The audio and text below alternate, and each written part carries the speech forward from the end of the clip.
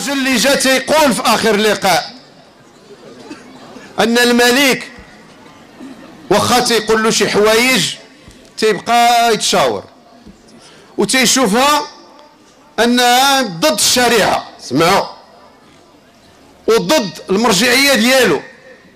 تيدير قال لك هو تيتوسع مع راساته وتيقبلها لانه امير المؤمنين. واش امير المؤمنين تيجيب شي حاجه ضد الدين وضد الاسلام؟ وهنا فين كنا تنقولوا دائما هاد الناس تجار الدين، تجار الدين، تجار الدين، تجار الدين.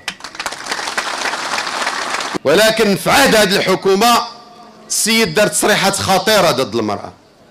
اخر ما قال لك مسيره النسوانيات، وسيروا قلبوا على هذه النسوانيات، قلبوا عليها شنو هي. بغا يبدل لهم حتى الاسم نسوانيات قال، وهذا الشيء في برنامج مسجل مع كامل الاسف. انا رئيس حكومه اللي يدخل في مشادات مع المجتمع ويصبح الشغل الشاغل ديالو هو المراه. وقال هو لما جا من تطوان ودخل الدار لقى مرته تتوكل امه، وهذه المراه خصها تبقى غير في الدار غير توكل ما خصهاش تخدم. قال مي راجل حمق، حمق. مرته هي اللي تتسير المدرسه الكبيره اللي عنده في سلا وفي الرباط، وتيقول لك ما عنده باش يشري الطوموبيل. المدرسه عنده فيها 60 ستافيت، 60 كبيره، تيقول لك ما عندوش باش يشري الطوموبيل، فقير. جاس المطبعه وخرجوا له المطبعه ب2 مليار ونص في سميات عبد الاله بن كيران. قرا داك الشيء وقال لهم هذه ديال حركه الاصلاح والتوحيد. او السيراميد قريتها في جريده لما داروا تصريح بالممتلكات، فيلا في كاليفورنيا في الدار البيضاء هبه. انتم شكون نتوما تيهبوا لكم الناس فيلات؟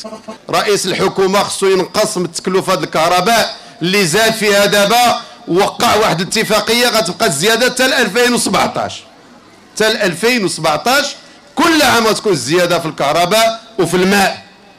رئيس الحكومه عليه باش يخلق واحد الاستقرار حقيقي عن طريق حوار اجتماعي، ماشي رئيس الحكومه اللي الطبقه العامله تتموت والموظفين تيموتوا والاناره ما كايناش في المدارس والمعلمين تيتعذبوا والاساتذه والاطباء والممرضين والجميع في عذاب. هو تيمشي للنقابه اليوم تياكل الحلوى هو منخرق وداك السي جي ام. واش هذا وقت الحلوى رئيس الحكومه؟ هذا وقت الحلوى وتضحكوا على الشعب وتتميعوا العمل النقابي. عمر النقابه تيدخل لها رئيس الحكومه وتدخل لها رئيسه ديال السي جي ام ديال المقاولات، النقابه ديال العمال وديال الموظفين، ماشي نقابه ديال المقاوله الباترونه وديال الحكومه. وحنا داخلين في معركه اللي هي كبيره، واحد التحدي عندنا كبير اليوم من اجل تحقيق المطالب ديالنا.